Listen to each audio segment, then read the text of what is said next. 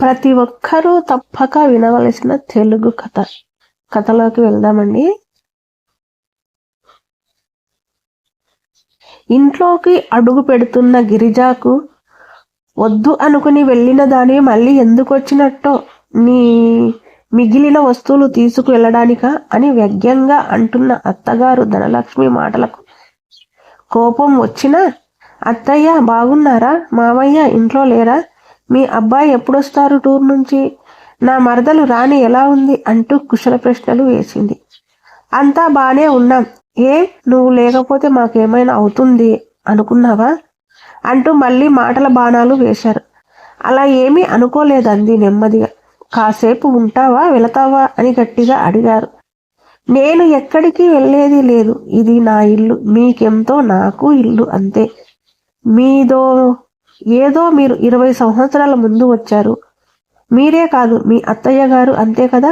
మన ముగ్గురం అలా సంవత్సరాల తేడాతో వచ్చిన వారమే అని సమాధానానికి తావివ్వకుండా తమ గదిలోకి వెళ్ళింది.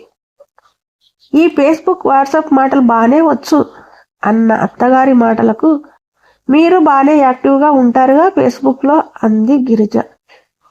గదిలో నుంచి బయటకు వస్తూ ఏమీ అనకుండా ఊరుకున్నారు. అత్తయ్య వంట చెయ్యాలా అంటూ అడిగింది గిరిజ. నే చేస్తాలే అన్నారు ధనలక్ష్మి గారు. పర్లేదు నేను చేస్తా అన్న గిరిజ మాటలకి ఏమీ అనలేక ఊరికే కూర్చున్నారు. కానీ మనసులో మటుకు కోపం, భయం. గిరిజకు భరత్కు పెళ్ళై 6 నెలలు. భరత్ హెల్త్ ఆఫీసర్గా పనిచేస్తున్నారు. నెలలో 10 రోజులు టూర్లు ఉంటాయి. భరత్, వాణి, ధనలక్ష్మి, జనార్దన్ల పిల్లలు. వాణికి పెళ్ళై 2 సంవత్సరాలు, ఒక పాప కూడా. గిరిజకు 2 అన్నయ్యలు, హరి, జమున గారు వీరి తల్లిదండ్రులు. గిరిజ ఇంజనీరింగ్ చివరి సంవత్సరం పరీక్షలు కాగానే పెళ్లి కుదిరింది. కాస్త అత్తారింటి అలవాటు అయిన తర్వాత ఉద్యోగం సంగతి చూద్దాం అనుకుని ఆగింది. 10 రోజుల కిందట జరిగిన సంగతి గుర్తుకు వచ్చింది ధనలక్ష్మి గారికి. ఏంటో చదువులు వెలగబెట్టమే కానీ ఒక పని కూడా పద్ధతి ఏమీ లేదు. ఏదో ఎర్రగా బుర్రగా బాగుంది అని చేసుకుని వచ్చాం కానీ ఏ పని చేత కాదు అంటున్న అత్తగారి వైపు కోపంగా చూసింది గిరిజ. నువ్వు కోపంగా చూస్తే నేను భయపడతానా? ఒక పని అందుకుందాం అని ఉండదు. అసలు మీ వాళ్ళు ఏమి నేర్పించలేదా అని గట్టిగా అత్తగారు అనేసరికి, ఏవండి మీ అమ్మగారు ప్రతి పూట ఏదో ఒక మాట అంటున్నారు. పైగా మా వాళ్ళని అంటున్నారు. నాకు ఇవన్నీ గిట్టవు. నేను మా ఇంటికి వెళ్తున్నా. మీ అమ్మ ఇలాగే ఉంటే నేను ఇక ఈ ఇంటికి రాను అంటూ చెప్పి వెళుతున్న గిరిజ వైపు ఆశ్చర్యంగా చూస్తూ ధనలక్ష్మి, అమ్మాయి మాట అన్నానే అనుకో, అంత మాత్రాన వెళ్ళిపోతావా అంటున్నా వెళ్ళిపోయింది. అలా వెళ్ళిన గిరిజ 10 రోజుల తర్వాత వచ్చింది. ఇప్పుడు నేను ఏమైనా అంటే డొమెస్టిక్ వైలెన్స్ కింద కేసు పడుతుందేమో మేము అనే మాటలు రికార్డు చేసి, అమ్మ జాగ్రత్తగా ఉండాలి అని మనసులో అనుకున్నారు. బయట నుంచి వచ్చిన మామగారిని పలకరించింది. ఆయన నవ్వుతూ సమాధానం ఇచ్చారు. వంట చేసింది మామగారు. అత్తయ్య గారు తిన్న తర్వాత తినేసి మిగతా పనులని చేసేసింది. ఇలా 2 రోజులు గడిచాయి. ధనలక్ష్మి గారు గిరిజ రాగానే అన్న మాటలు గురించి ఆలోచించారు. నిజమే కదా గిరిజ అన్నది. తన అత్తగారు, తను, గిరిజ అంతా ముందు వెనక ఈ ఇంటికి వచ్చిన వారే. గిరిజకు నెమ్మదిగా అన్ని నేర్పిస్తాను. తప్పు నాది కూడా ఉంది. వాళ్ళ పుట్టింటి వారిని అంటే తనకు మటుకు కోపం రాదా? వస్తుంది కదా. ఏం చేస్తుందో కాసేపు మాట్లాడి వద్దాం అనుకుంటూ గిరిజ గదిలోకి వెళ్ళారు. గిరిజ ఏడుస్తున్నట్లుగా అనిపించింది. గిరిజ ఏంటి ఏడుస్తున్నావు? నేనేమైనా అంటే ఏమీ అనుకో మాకు. కాస్త తెలుసుగా నాకు తొందర ఎక్కువని. నువ్వు వెళ్ళిన తర్వాత నిజంగా బాధపడ్డాను. కానీ అత్తను కదా, మనసు ఒప్పుకోనివ్వదు. కానీ అనునయిస్తూ అన్నారు. మీరు కాదు అత్తయ్య, నేను మా పుట్టింట ఉన్న 10 రోజులు బాగా తెలిసి వచ్చింది. పెళ్లి కాకముందు పెద్దగా పట్టించుకోలేదు కానీ ఇప్పుడు మటుకు చాలా బాధేసింది. బయట వాళ్ళకన్నా ఇంట్లో వాళ్ళ మాటలే కష్టంగా అనిపించాయి. నేను సోమరినట. నాకు ఏ పని రాదట. ఊరికే గొడవలు పెట్టుకోవడంలో ఫస్ట్ అట. మా అన్నయ్యల కాపురాల్లో నిప్పులు పోస్తానట. ఈ మాటలన్నీ ఇంట్లో వాళ్ళే అన్నారు. నేనేమైనా అలాంటి దాన్నా? అప్పుడే అనిపించింది మీరు నన్ను అన్న మాటలు చాలా తక్కువని. అంది వెక్కుతూ.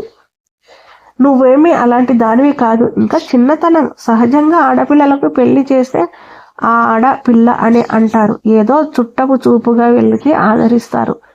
కొందరు కష్టాల్లో ఆదరిస్తారు, మరి కొందరు అది కూడా చేయరు.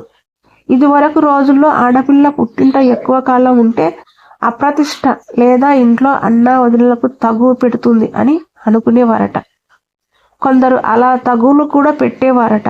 ఒక మాట చెప్పన, ఒక ఆడదానిగా మంచి భర్త దొరికిన ఇల్లు అన్నాక ఏవో మాటలు వస్తాయి. అవి కాస్త భరించాలి, తప్పదు.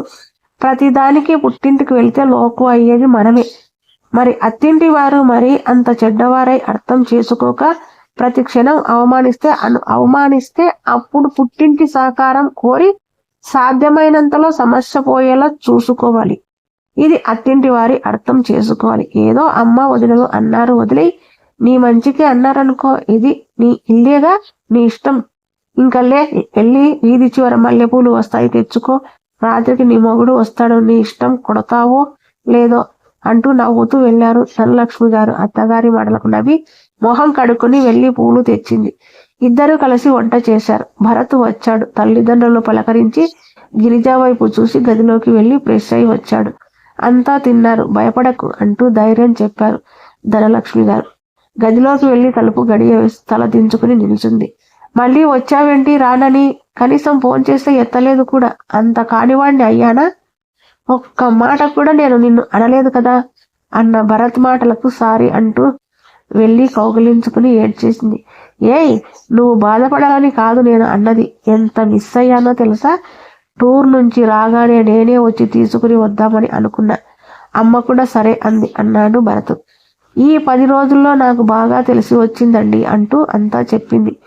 పిచ్చి వదిలే, మీ అమ్మ వదినలేగా అన్నది. వాళ్ళకన్నా పని చక్కగా నేర్చుకో అన్నాడు ప్రేమగా. ఇప్పుడు తెలిసిందా? గోరింక గూటికే చేరాలి చిలక అంటూ పాడాడు. నిజమేనండి అంది సిగ్గుపడుతూ. ఇది నీ వల్లే, కానీ అసలు ఈ గోరింక గూడు ఇక్కడ అంటూ తన హృదయాన్ని చూపించింది. ఈ చిలక ఇక్కడే ఉంటుంది, ఉండాలి ఎప్పుడు అన్నాడు గట్టిగా నవ్వేసి. ఆ నవ్వు ధనలక్ష్మి గారి విని అమ్మయ్య అనుకుని ఆనందించి, ఇక ఈ చిలక గోరింక సందడిలో బుజ్జి చిలకో గోరింకో పుడితే బావుండు అనుకున్నారు. ఈ కథ కనుక మీకు నచ్చినట్లయితే లైక్ చేయండి, షేర్ చేయండి, సబ్స్క్రైబ్ చేయడం మాత్రం మర్చిపోకండి. Thank you.